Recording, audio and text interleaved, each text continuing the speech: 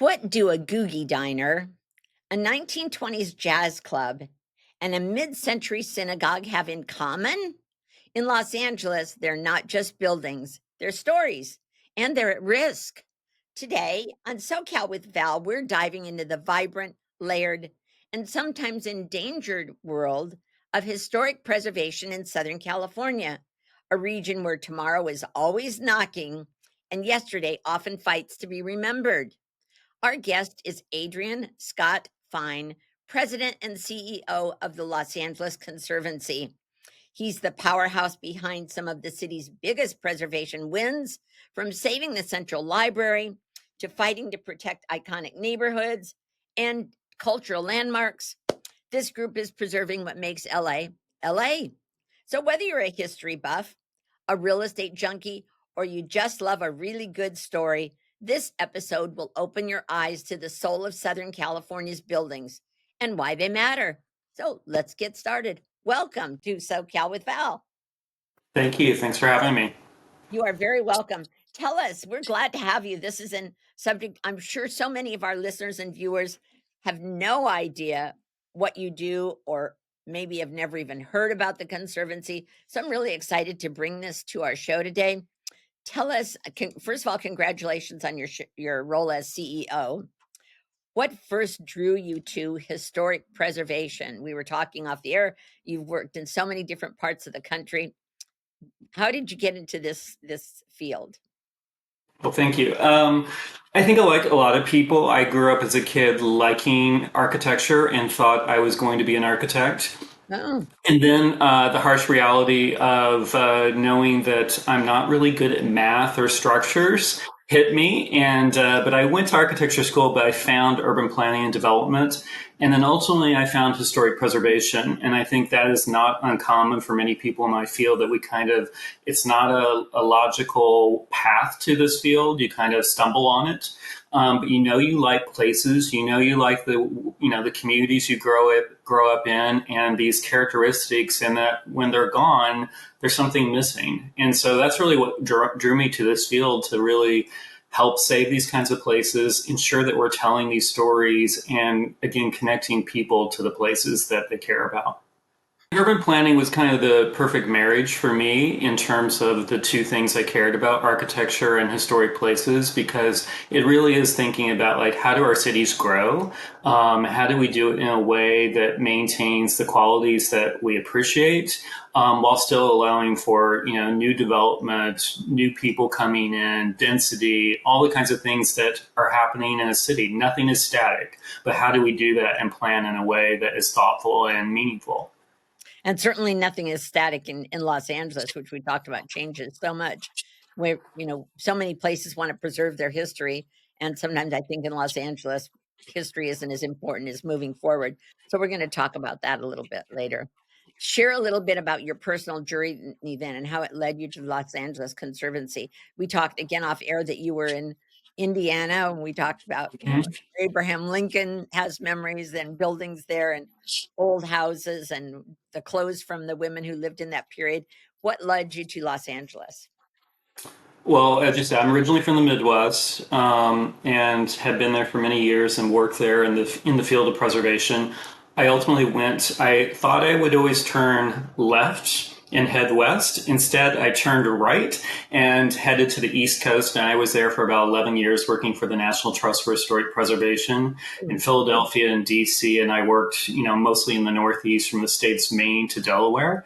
I loved my time there, but never really felt connected. But anytime I would come to LA, particularly, certainly California, there was just something about it that said, this is where I should be. This feels like right to me. And I've talked to other people that have had that same experience. You can't really put your finger on it, but it just is a feeling. And so I eventually made my way here. And so I've been in LA for 15 years. Well, I certainly can relate to that. I came here on a airplane and got off the airplane, saw the palm trees. I came from Indiana, and I was hooked too. So I can certainly relate to that part of your journey. And did you always live in Los Angeles? I have, yeah. Why do you believe that preserving history is so important? in today's fast changing world, and especially in an area like Los Angeles where everything is so fast moving forward.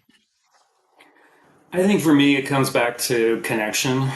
That if you don't have physical places that help tell us where we've been, what we've overcome, what is the story or origin story of our place, and also the people that were here before us, it's much harder to understand that history. It's the physical places, those containers in which those stories and that history happened. When those containers are missing, the history is less real. And so that's what has always resonated with me, is to be able to see a place, experience a place, go into a place, and then to understand it's all about layers. And especially a place like Los Angeles, I've honestly never lived in a place that has changed as quickly as LA does. Right. And part of the beauty of that story, and also the challenge of that story, Yeah. is it's these layers of people that have come and gone. So, like Boyle Heights neighborhood in Los Angeles, for many years it was a very prominent Jewish, family neighborhood. It's mostly Latino neighborhood today, but it's this layers. That's what makes LA so interesting. But the challenge again is that I think LA is a place that's always trying to chase the latest trend, always trying to reinvent itself.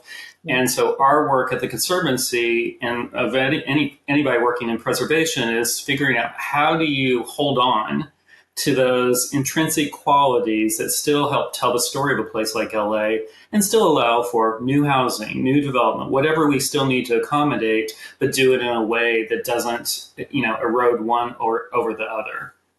Absolutely. That is a question. And then I'm sure some of the places you've lived before, it's almost like how do you get people moving, right? How do you get them out of this history and the traditions and where they've lived for so long and get them, into something a little bit more progressive. So I'm sure you've seen it on both ends. hmm Yeah, I sometimes equate it to cities that are hot markets versus cities that are cold markets. When I was working in Philadelphia, we had portions of the city where disinvestment, neglect, housing abandonment couldn't get anybody to take any attention to this or do anything to help improve those neighborhoods. In a place like LA, there is no place in the city that is not seeing development pressures. So we're definitely a hot market. Real estate values are incredibly high, which presents much different challenges in terms of doing this work of preservation versus what I was trying to do in parts of Philadelphia. So let's just jump ahead a little bit because we're on this topic. So how do you deal with the topic of shortage of housing? And I want to save this building.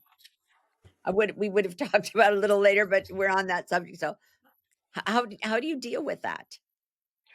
I think it's the most pressing issue right now for LA, California, and quite honestly across the country is this housing affordability issue.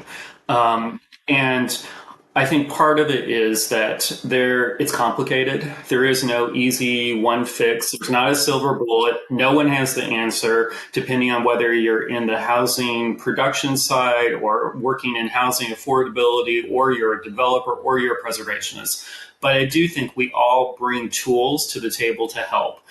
A couple of things is I don't think we can solve the problem by this notion that the only way to deal with it is to build more housing. We really can't build our way out of this problem. That's part of the solution, but it's not the only solution.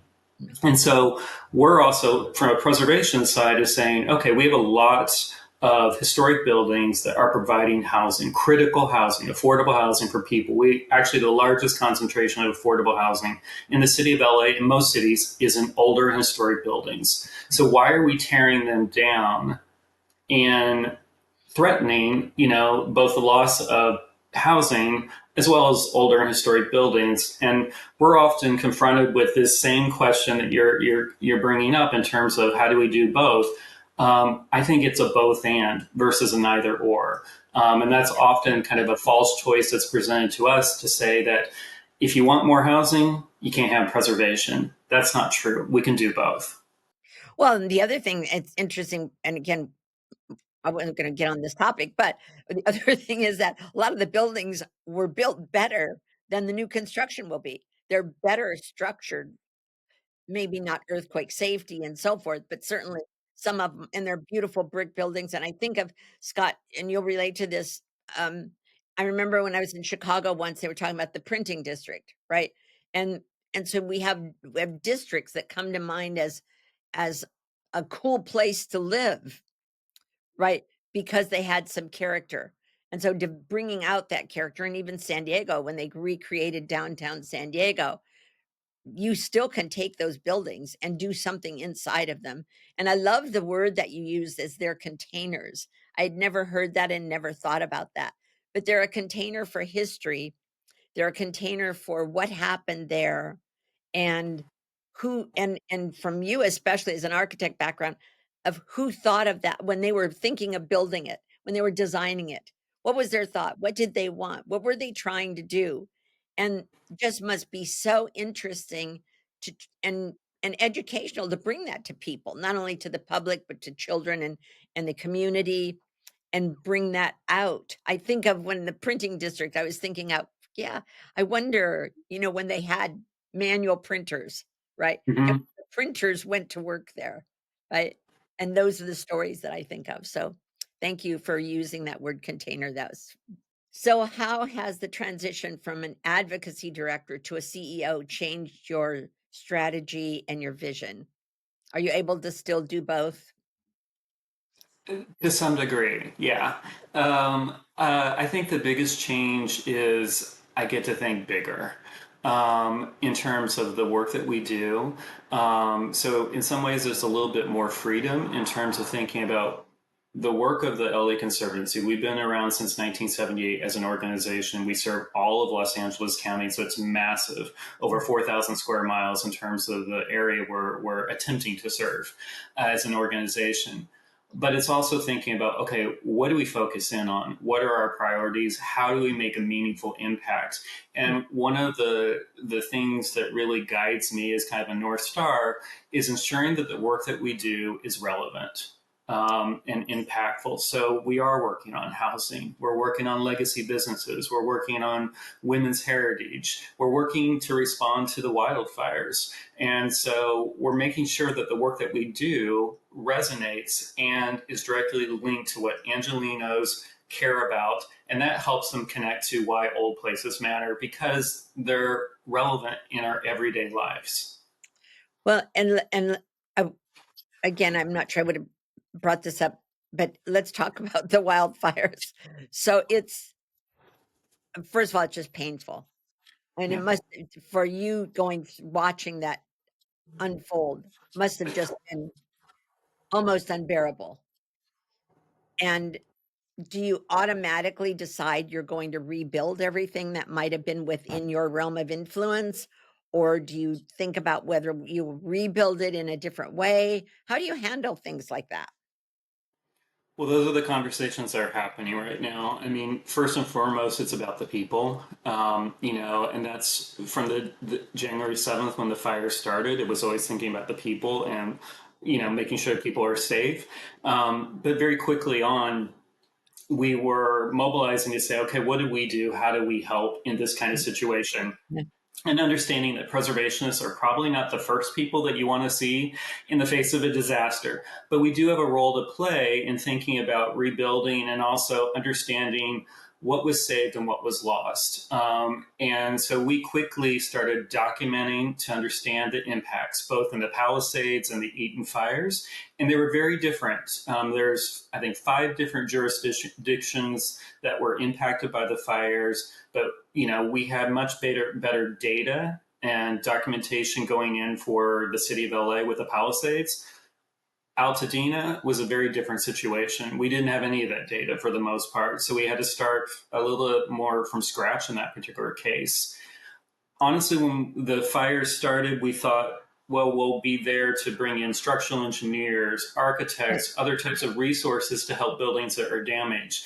And the harsh reality is, and so many do now by looking at the aftermath, is there's very few buildings that were actually just damaged. Most everything was completely destroyed that was in the burn area. And that meant we had to look at this very differently in terms of the work that we're doing.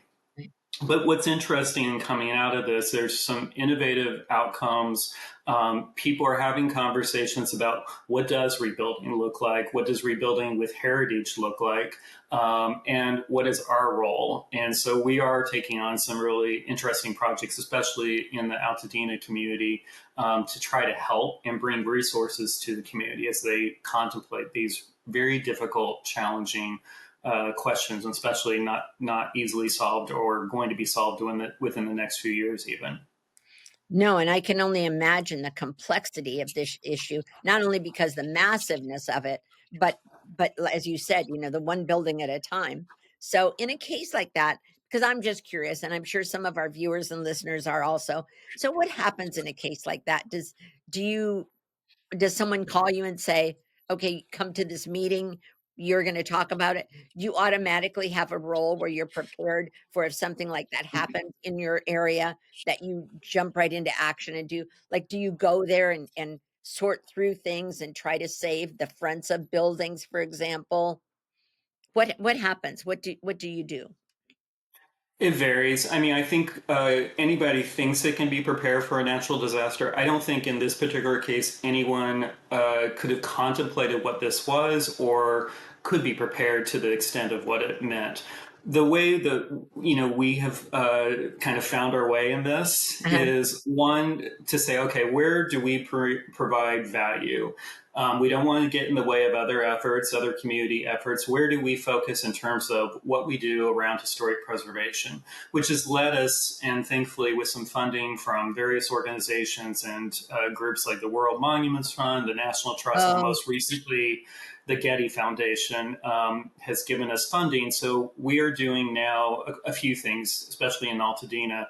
We're going to be doing a full community-wide historic resources survey and mm, historic context study, which will essentially say, what is the story of Altadena, and put it into context about what is surviving there, what has been lost, what's the narrative in the story, because that's never been done for that community to this extent. okay. So that's one big project.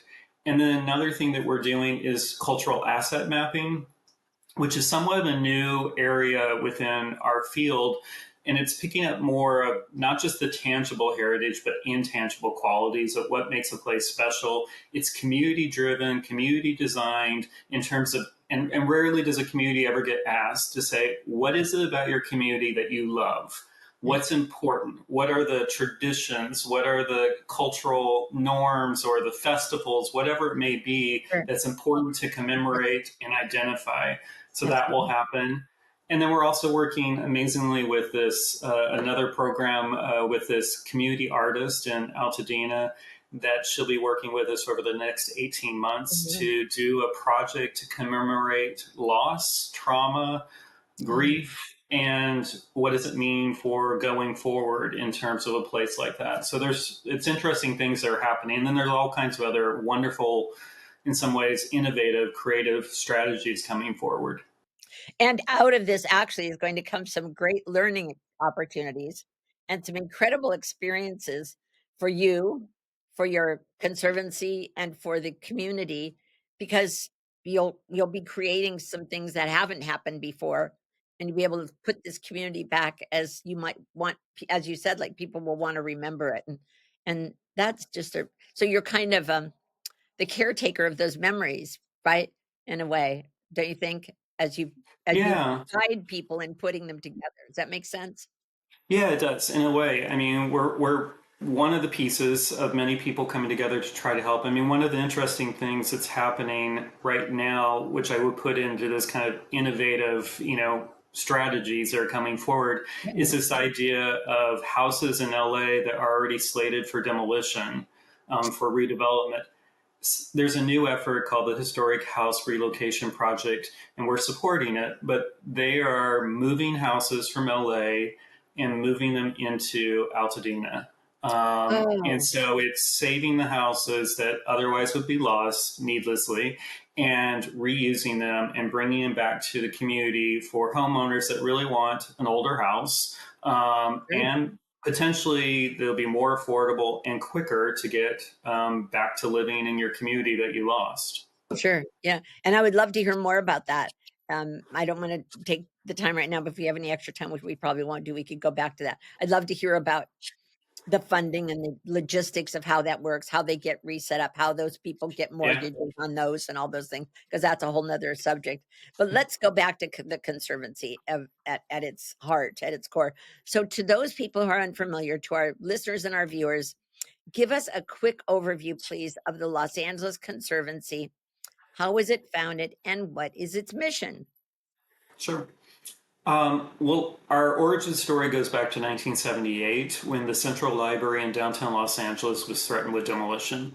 And anybody looking at this beautiful building today would never fathom that it would ever be at risk, but it was. And like many preservation efforts, a group of people came together at the time and said, what are you thinking? Why would you demolish this building? We had no preservation organization in place. Preservation was definitely in its infancy in Los Angeles at that point in time, even in the late 1970s. And then that quickly grew into the idea of like, well, why are we just focusing on one building? Let's focus on the entire community. Sure. And then our founders were particularly ambitious and decided, let's focus on the entire county.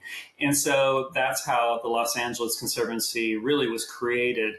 Our mission is pretty straightforward but it's broad, but we focus on education and advocacy. Those are our two bookends. And I always say education is advocacy and advocacy is education, but there's different approaches. So we do tours, we do a film series, we do special programs to get people into these historic places so their eyes open and they understand why they're important. And then we also advocate. We work with local governments, developers, property owners to make a case for why you should keep an older building or adaptively reuse it or how to bring the funding to make a project viable. So it's broad in terms of what we do.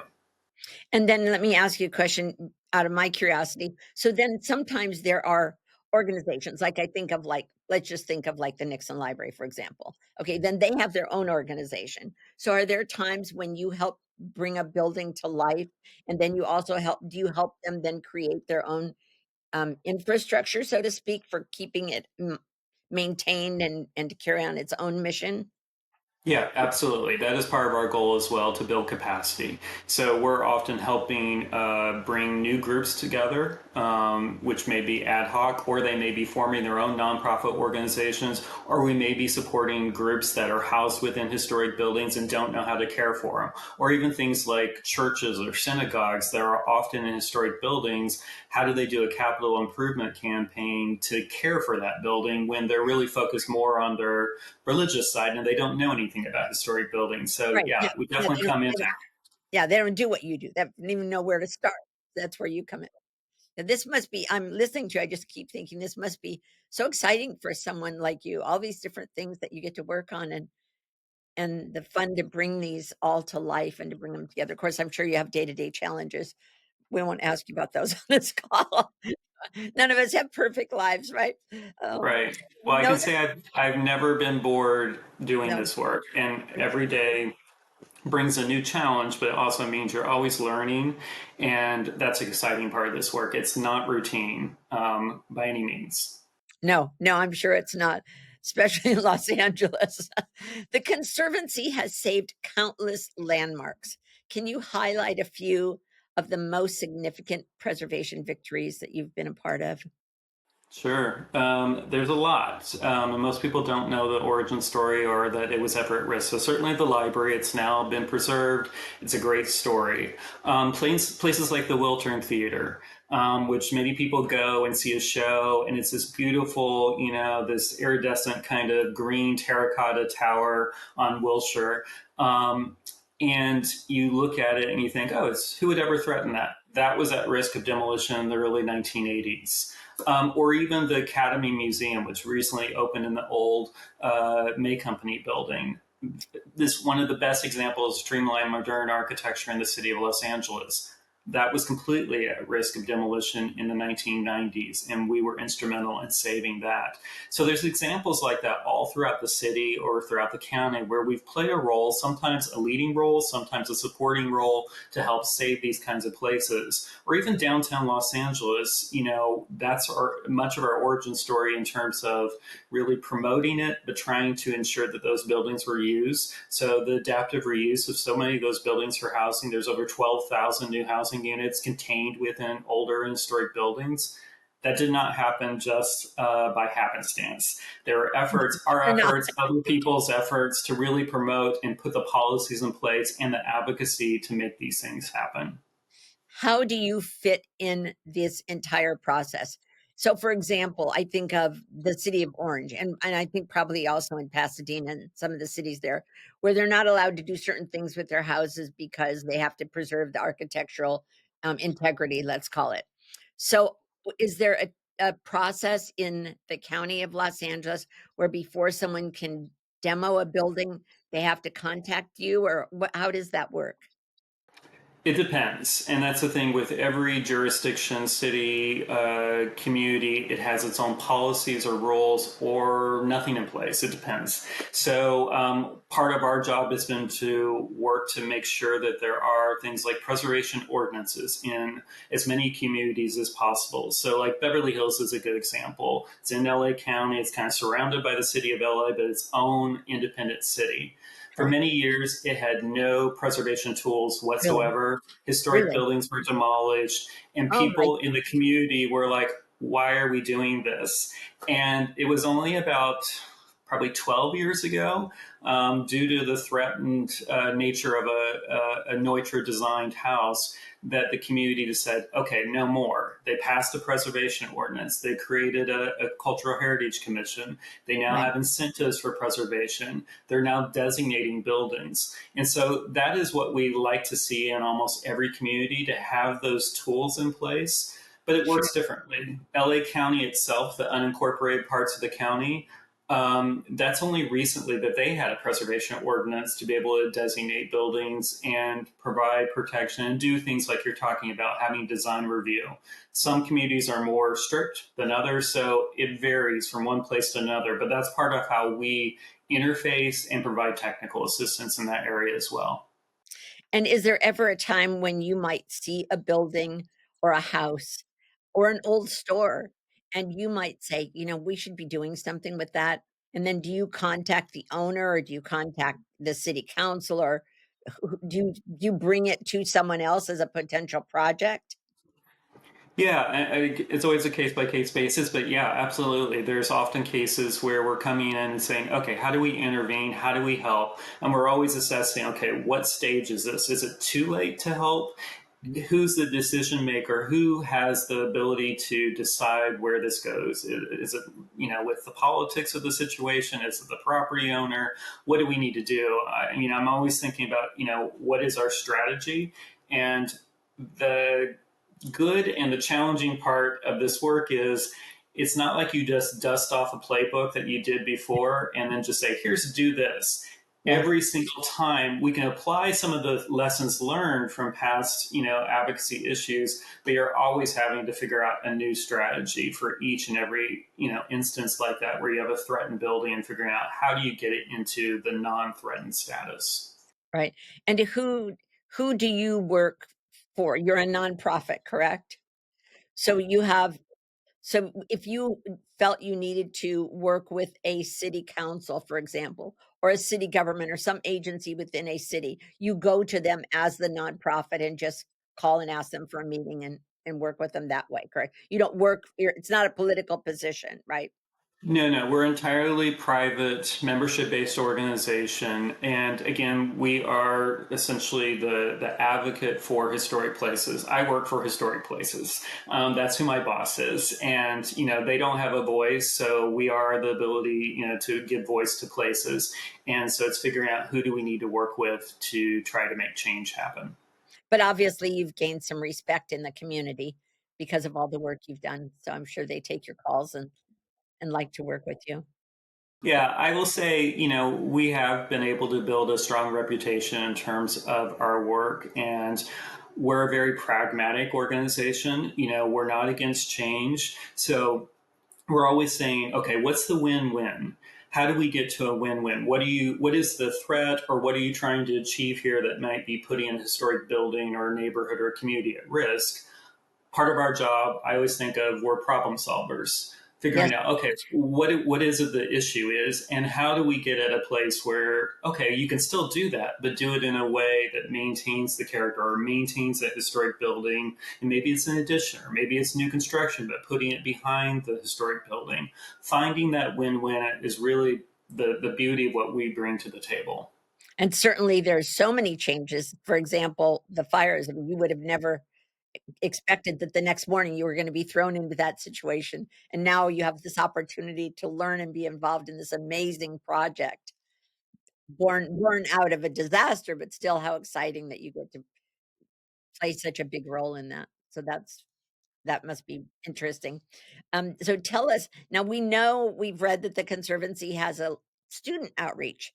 Talk to us about how you're helping to shape the future preservation for the future generations. How do you keep them interested, especially in Los Angeles, where I think that history isn't such a big part of what we are here? So, how do you get the youth and the younger generation to be excited, be interested?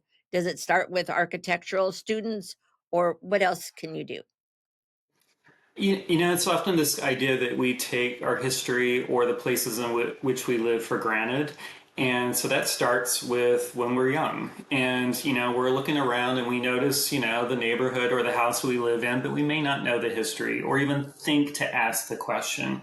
And that's really what is at the heart of our education program, especially our youth education. So we're doing tours every week with kids, young kids, all the way up to high school, and beyond, adults as well, to expose them to historic places and help tell those stories. We just finished last week our Heritage Project. It's called the Heritage Project, and we've been doing it for 3 years, and we hope to do it for many more years coming forward. But it's roughly about 15 to 20 high school kids that come from all different parts of LA County, different backgrounds, different interests, different, their own cultural diversity, coming together. And for 3 weeks, they are immersed in looking at historic places around LA County. They see about 30 different places Wow. in depth. They camp overnight at Catalina Island, Oh, and they have this most amazing experience. And it's really interesting to see them on day one. When they first come together, they don't know each other, they don't know anything about historic preservation.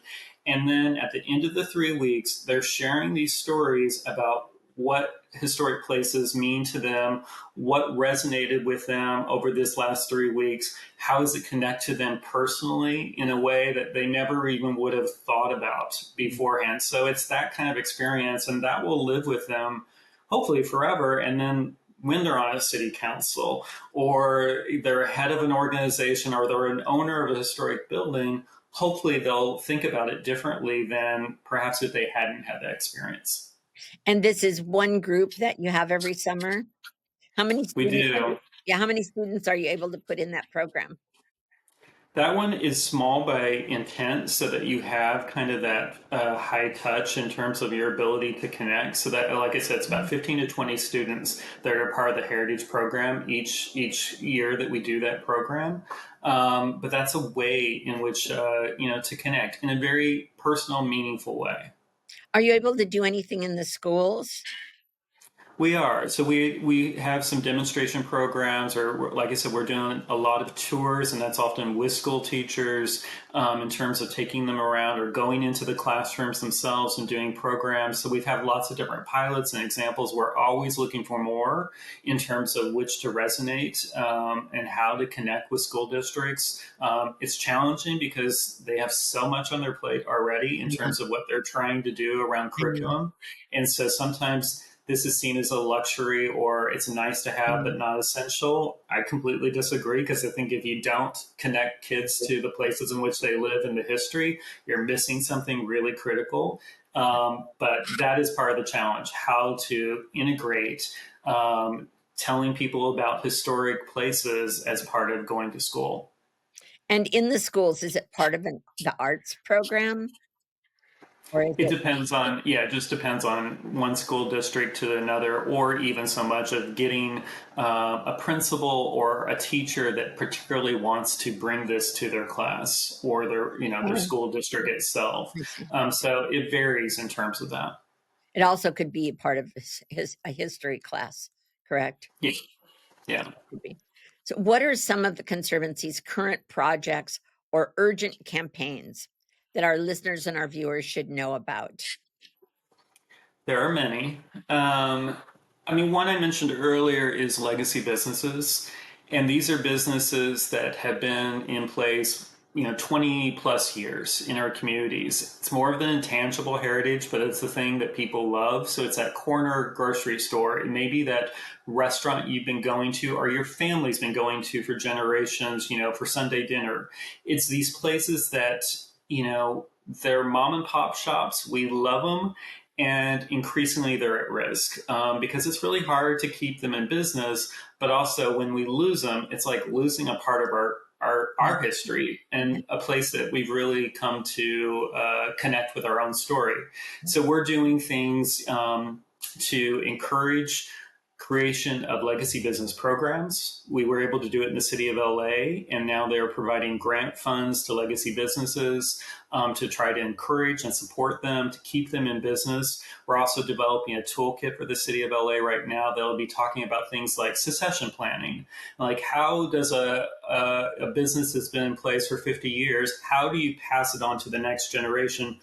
Versus what often happens is they just close their doors and everyone's like, why did we lose that place? We're talking about, like, how does a business that maybe is still doing things on the notepad, how do they transition to e-commerce? So it's helping businesses, grow and thrive and ensure that they're going to be around for generations coming versus losing these places. And I think that is one of the biggest things that we're seeing across LA right now. And we've been seeing it since the pandemic, is that these places are very vulnerable and they're just barely getting by, and we need to support them and encourage more people to go and spend money and, encourage and ensure that these places survive.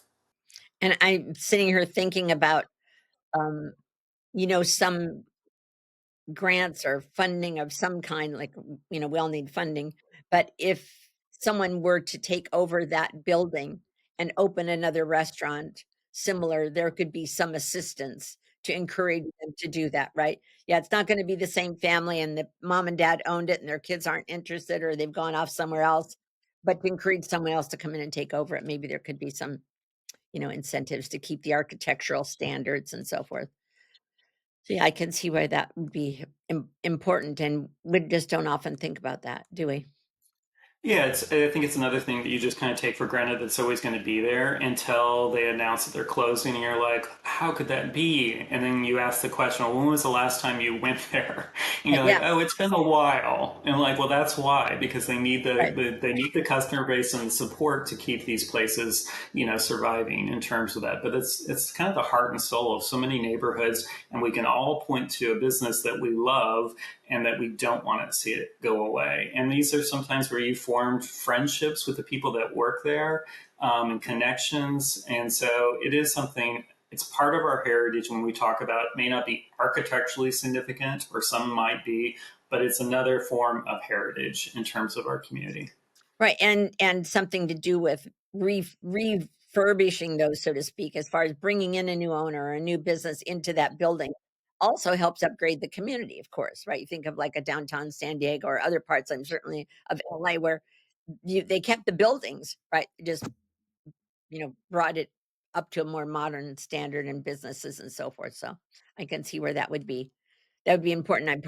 I'm certainly there's parts of Los Angeles where that has happened as well.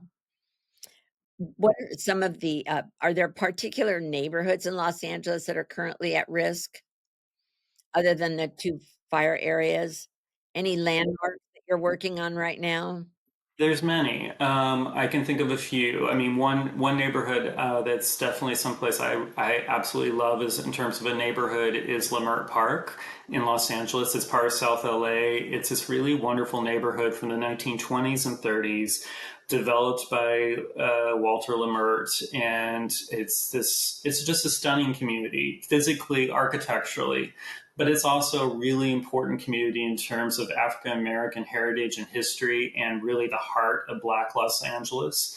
And so we are part of an effort there. They're seeking funding to be able to list the neighborhood and have it designated on the National Register of Historic Places to really tell that story, and to provide some protection. We're increasingly seeing, speculative house flips come in. There's also lots of concerns about, new housing in general. How does that integrate well within this neighborhood, and also how to maintain, again, the rich African American story that exists there, because they're concerned about it being pushed out through displacement, gentrification, and really using the history in a way to help protect it. So that's one neighborhood that is really interesting in terms of some of the efforts that are underway.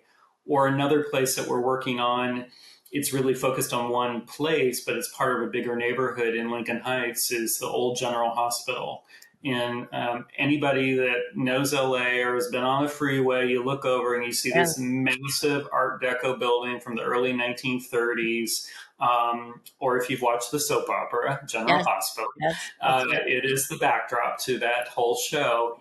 And it has been largely vacant, or at least the upper floors, since the 1990s. And it's this massive anchor building in the neighborhood.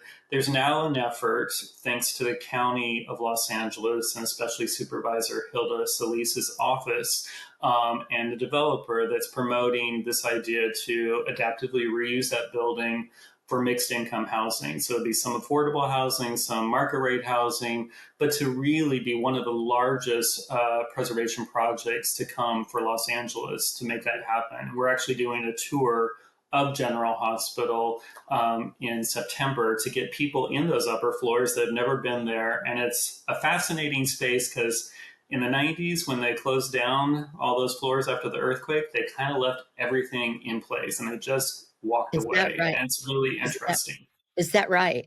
So you can Yeah. just it's like it was just frozen in time. In many ways, I mean, there's paperwork, file, there's all kinds of stuff up there. Really? And there's also these really wonderful um, surgery theaters that you probably have seen on different shows and things, but Sure, yeah. essentially it's a theater, upper floors with a very steep rake, looking down into a surgery as a theater with these Yeah. massive windows. It's a wonderfully interesting space that will be able to allow people to see that as well. So it's amazing in terms of the building itself. But what's even more amazing is this idea to reinvigorate it for housing. And that will have a huge impact on that neighborhood. That's fascinating, and of course, the question comes, and I wanna move on, but is it ever economically feasible to keep those old buildings and convert them to housing rather than tearing it down and starting from scratch? We think so. And that's part of our job, to create incentives to try to make that possible, because it's part of the challenge. Part of it is that people not having the vision about what these buildings could be, but Right. then how do you make the economics work? In a case like the General Hospital, it's not feasible to tear it down. It's so expensive because it's such a massive building. So the alternative is, let's reuse it, let's reinvest. It's not going to be cheap, but the outcome is going to be well worth it in terms of what it's going to provide to the community in housing, but also keeping that building and finally reactivating it. And the fun of that is coming up with a name of it, like the hospital building or the hospital district, right? Or something fun like the printing district, right? Something that you can name it and that will carry on the heritage and the fun of it. Yeah. Let's talk about some of the great things you do in the community. So first of all, how do you get funding? How do you keep the community involved? Do you have like community workshops? Do you have fundraising events? I mean, how do people know about you? A variety of ways. So we have about 4,500 members as part of our organization, which makes us the largest local membership-based preservation organization in the U.S. So we're very fortunate to have a large base of members that we can communicate with and connect in terms of that. They provide some funding support for our organization. We also do a lot of events and programs to help raise money, but also to engage the community in terms of what's going on. We do a program called the Community Leadership Boot Camp program, or Boot Camp for short. And we've been doing that now for 10 classes. So Wow. about 150 people have now gone through that program. And that is a very direct way in which to get involved with us and to learn about advocacy and saving older places, to go through this like 4 or 5 week program. So there's lots of different ways to get involved. We do a film series called Last Remaining Seats. We've been doing it for 38 years now, where we Wow. open up the historic theaters in downtown Los Angeles on Broadway, and sometimes we've gone to other theaters around the county.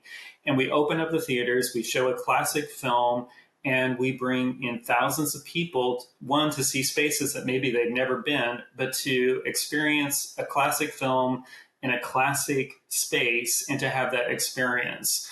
We're doing, for the first time ever, we're going to be doing a Halloween screening coming up on Oh, October fun. 25th at the $1 Million Theater in downtown. So we're gonna have a little twist, and it's playing on our name of Last Remaining Seats. We're calling it Last Remains, in terms of Oh, nice. Halloween, to have a little fun, but also to, again, get people into older historic buildings, in this case, historic theaters. About how many historic independent theaters do you have in Los Angeles? Oh, I don't know what the total number would be. Are there many? On There are many. There's lots of neighborhood theaters. We've lost a lot as well, and so there's a whole organization called the Historic Theaters Foundation that advocates for keeping older theaters, because those are really difficult buildings, one, to program, but also to ensure that they're viable and to raise money around. So they're really special buildings, historic buildings, but they're also really challenging in terms of doing this work. Broadway has the distinction of having one of the highest concentrations of historic theaters anywhere in the US, because there are so many historic theaters dotted along the Broadway corridor in downtown Los Angeles. And that's part of why we've concentrated our focus there. How fun. How fun. And going to a movie in a place like that is just a special experience. It just can't be matched. Let's talk about your walking tours. The Conservancy, we know, is well known for your led and self-led walking tours. What can visitors expect from these experiences? Where are they? Where can they go? How many are there? Every weekend. So anytime you want to go on a walking tour, we have a multitude of venues and options available. You can go to our website, sign up, and go to a walking tour. And it's a small enough group that you can have kind of a one-on-one with the tour volunteer and docent that's telling you the story. Oh, And some of it's, we have a historic downtown walking tour where you're getting the story of like, how did downtown Los Angeles come together? Or you can be more specialized. You want to have a tour of the Art Deco architecture and learn that story. Or we do a program called Modern by Moonlight, which is more in the evening walking tour, where you get a better sense of like the later buildings, the more recent past buildings that came online in downtown Los Angeles, and what's their story. Or we do a tour of Union Station. So there's lots of examples of what we offer every weekend. And then we do special tours, throughout the year. We did one in the spring looking at historic multifamily housing, apartments, bungalow courts, to tell that story. So there's always some tour offering happening, pretty much anytime throughout the year, that you're welcome to please join. and are there some for students? Are they all people of different ages, all in the same tour? Or how does that work? Yeah, yeah, we have student walking tours, student programs themselves, and we can coordinate that. We can do special tours, sometimes for classes and things like that. And then the others are pretty much for anyone, families, adults, whatever it might be, that can join those tours. Well, summertime in LA is a great time to be on one of those tours. Are there any specific seasonal tours that our viewers and our listeners might want to take advantage of? Yeah, we're doing a tour of kind of the Westwood community, Holmby. We've been doing some special tours there in terms of that. So there's always something like that. We've been doing tours of the Greek, like a 1 day tour of the Greek theater, which is a Really? unique experience to be able to get in there and hear the story. So we always have some kind of offering like that that is more seasonal, as well as the ones that are offered every weekend. This sounds really exciting, and certainly some of those are I would like to participate in. Can you tell our viewers and our listeners how to book one of these tours? Sure. Go to our website. So go to laconservancy.org. Look for tours, the drop down menu at the top. It's pretty easy to reserve your spot. You'll get an email with all the details, and all you need to do is then meet us at the spot, and then we take it from there, and you have a good experience. And how long are these tours? Generally, they're somewhere about between an hour, hour and a half. We also often see people that have people or have friends visiting, LA, and they're like, "What do I show them?" And LA is so big; it's kind of Yeah. overwhelming. And this is a great way to bring people there visiting you to see the community and hear a story in a pretty compact period of time. It's also often that the people that are going with friends that are visiting, they're learning about the community that they've been living in for some cases decades and never knew these stories. So it's kind of enlightening for both people that are visiting and people that live here. Yeah, and they must come to you and say, "Gosh, I never knew this. I'm so glad I brought my friends on this tour today," right? So Yeah, it's an option. more more broadly, how can our listeners and our viewers, support your mission? Your the volunteer or through donations or through advocacy? What can other people be doing to support you?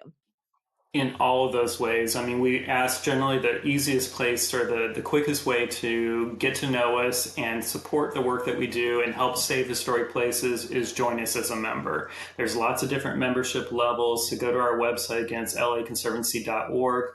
We also produce a magazine called Landmark that comes out on a quarterly basis, and it tells the stories about what the work that we're doing and places that you should visit. And so there's lots of benefits that come from becoming a member of the Conservancy.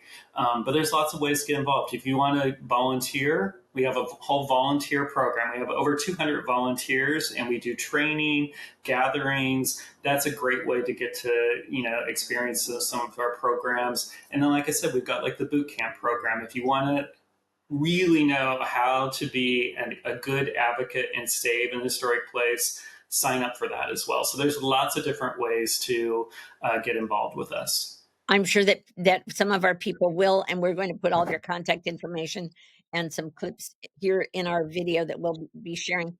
On a personal note, what are some of your most favorite historic spots around LA? Places that you love to visit or you wish more people would go see so they could appreciate your work as well? That is such a hard question because I love so many places in LA, and it's like picking your favorite is a challenge. I will say the neighborhoods. I think that is one of LA's greatest assets and stories, and it doesn't get told enough. So neighborhoods like the Carthay neighborhoods, or Hancock Park, or Boyle Heights, Lincoln Heights. I mentioned before Leimert Park, Ladera Heights. There are so many wonderful neighborhoods throughout LA, and the best way to experience those is just go for the day, park the car, and start walking. Last weekend, I did this in Silver Lake, and it was so much fun just to explore and walk around the reservoir and go into local stores and just to get a feel of that neighborhood. And I said, this is so different from where I live in another part of LA. And it was like, being transported, just being a tourist for the day in your own city. And that's what's really beautiful about LA. We have so many different things to see, but the neighborhoods, first and foremost, I think are probably one of the biggest assets of this city. Well, we love hearing these stories from you, that's for sure, and we do hope you'll come back and that some of our people will participate. We're going to go on a walking tour. We looked at this yesterday and said, "We need to do this." So to our family here, from neon signs to jazz halls to googie diners to modernist marvels, LA's history isn't just something we study, it's something we live in, we drive by, we walk through and walk by every day. So we have a huge thank you to you, Adrian Scott Fine, for reminding us that every building is a container of some history. It has a heartbeat, and to remind us that saving places can also save identity, creativity, and connection. We're going to put here where they can learn more about the laconservancy.org and to find all the links through our website as well. So until next Friday, I'm Valerie Van De Zilver. This is SoCal with Val, where every corner has a story, and every week we're glad to tell it.